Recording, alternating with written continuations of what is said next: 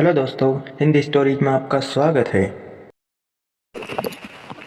आज की हमारी यह कहानी महाकवि का बलिदान जिस पर आधारित है। हिमालय के जंगल में ऐसे कई पेड़ पौधे हैं जो अपने आप में अनोखे हैं।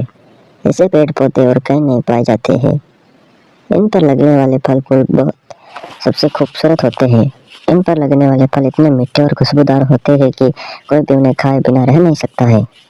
ऐसा ही एक पेड़ नदी किनारे था जिस पर सारे बंदर अपने राजा के साथ रहा करते थे। बंदरों के राजा का नाम महाकवि था। महाकवि बहुत ही समझदार और आज्ञावान था। महाकवि का आदेश था कि उस पेड़ पर कभी कोई फल नहीं छोड़ा जाए।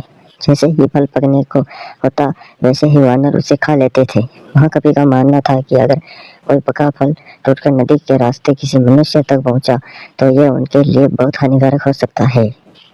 सभी वानर महाकवि की इस बात से सहमत थे और उनकी आज्ञा का पालन करते थे। लेकिन एक दिन एक पक्का फल नदी में जा गिरा जो पत्तियों के बीच छुपा हुआ था। वह फल नदी में बहकर एक जगह पहुंच गया जहां एक राजा अपने रानियों के साथ घूम रहा था।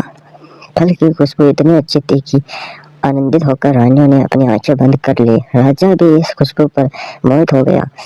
राजा ने अपने आसपास निहारा तो उसे नदी में बहता हुआ फल दिखाई दिया। राजा ने उसे उठाकर अपने सिपाहियों को दिया और कहा कि कोई इसे खाकर देखे कि यह फल कैसा है।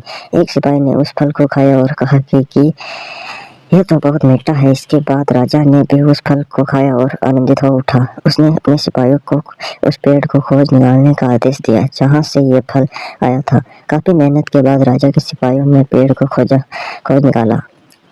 उन्हें नदी किनारे को वो सुंदर पेड़ नजर आ गया। उस पेड़ पर बहुत सारे वानर बैठे हुए थे। सिपाहियों को यह बात पसंद नहीं आई और उन्होंने वानरों को एक एक करके मारना शुरू कर दिया। वानरों को घायल देखकर महाकवि ने समझदारी से काम लिया।